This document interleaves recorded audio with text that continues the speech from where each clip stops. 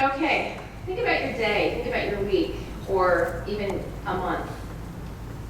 What are the top 3 habits or disciplines that you would attribute to your regular success? It may be something that you do every day that seems simple or something big. So think about that, your top 3 habits or your disciplines that you attribute to your success, in particular for this year.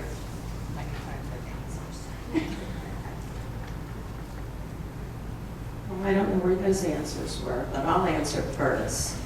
I just feel that we all need to be very consistent with what we do.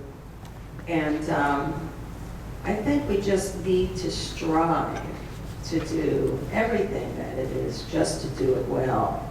I may not even be answering the question properly, but what was, I'm sorry. So if you had to define you, what do you do in your business, either every day, every week, or every phone call, every transaction, that you know has led to success? I think I'm a good listener, and I try to be honest and sincere with my clients. I think being honest with your clients and telling them what's going on and not what they want to hear is really an important thing.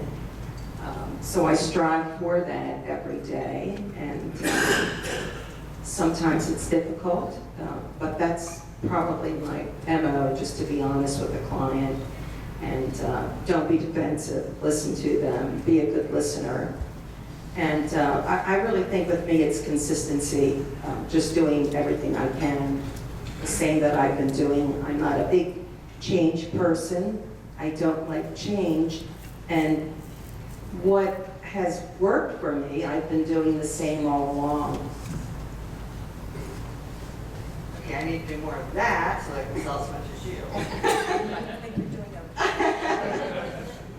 Okay, so what I wrote down for things that, like the first one, every day I clean out my outbox, my email.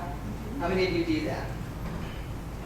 So that typically I only wake up in the morning, from the day before with 2 or 3 emails. I really try to put them in files and try to answer what I can. I don't like a lot of stuff on my list or on my desk or on my computer. I'm just kind of that way. I feed my database, and I guess, this question may come up later too, but the one thing that you all can do today is to feed your database. And Keller Williams does have a 33-touch program, which, some may say is excessive, myself included. So I'm more around the 22, 24, but I feed that database as much as I can, because Gary Keller says that 1 out of every transaction is going to come from somebody you know. He doesn't say that 1 out of 12 transactions is going to go to you. Okay, so let's be clear about that. So for you to be able to get that transaction, you need to feed your database, okay? That's about that. And then I am really responsive. I mean, I try to be. My team hates it. But I try to answer everything within an hour. And if I'm gone from my desktop for more than 4 hours, I become anxious.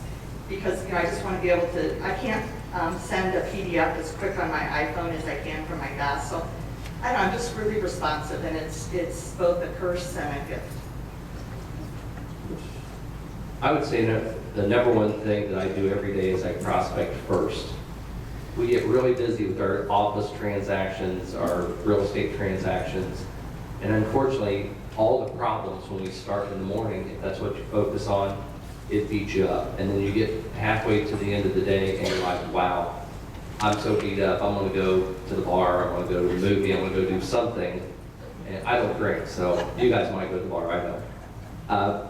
But I try to prospect first and then problem solve at a certain period of time. So if that's 2 hours every morning that you prospect first and then start taking care of your problems. Office chatter. I always think it's funny in our business, if you guys knew me and worked with me, I literally, when I go to my office, I go in my office. I've always taken the adage that if I spend an hour and a half just idle chatter with other agents in the office, it's an hour and a half away from my wife and 3 kids. So I'm not going to quit doing it at the end of the day if I don't have my job done. So it extends my day. So I try to limit office chatter. I worked in the new home construction business for 10 years, and I saw that all the time. The last thing, and probably the biggest thing I think that prevents success of agents, answer your telephone. When the phone rings, answer it. I can't tell you the number of people that I see that the phone rings, they look at it, and they click it. At the end of the day, when you do a lot of transactions, if you do not stay on top of the calls, the texts, the emails, it'll bury you and you'll lose business. I would say I probably answer 99% of my calls. When a client calls you on a sign call, if you don't answer, how many of them leave voicemails? Very few. They don't want to talk to you. The other thing is they have this evil thing called caller ID, and if you don't answer the phone, when you call back, they'll just block it. So I think one of the keys to the success in our business is access and answering phone calls, text as soon as you possibly can. Absolutely, yeah. I think it's really remarkable that Mark can do that because I'm really having a problem right now. Answering the phone calls and taking care of all the emails. And unfortunately, some of them are going to the end of the day. And it could be that when you're not responsive, as you're all saying that I should be, it can be that my business will deteriorate. But I don't know if anyone else is having that kind of problem, but it has been for me. And I don't know if any of you have assistants who read your emails for you. If you don't, okay, then I guess I have to get better. One thing somebody told me once was to put on my message that I return calls at noon and at 4, and then I call sooner because I try to get to them within the hour, and then they're like, wow, you called me before you said you were going to call me. That can give you some relief. One of the most effective ways we all have customers that when the phone rings, you're like, oh my God, I got to take this phone call because they're going to be relentless against me. I've developed some strategies against that. So a lot of times when a customer calls me, so if you guys end up being agents that work on the other side of the transaction with me, if you hear this comment, hi, this is Mark, I'm with the client, can I answer something quickly? It probably means, can you hurry up? Because I know you're going to spend an hour on the phone with me.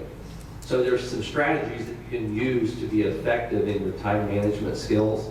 Because the bottom line is we all have only so many minutes in the day, and you need to accomplish a lot. My assistants do not, and my team members, I have 2 of them, they don't handle any of my transactions, any of my phone calls, any of my texts.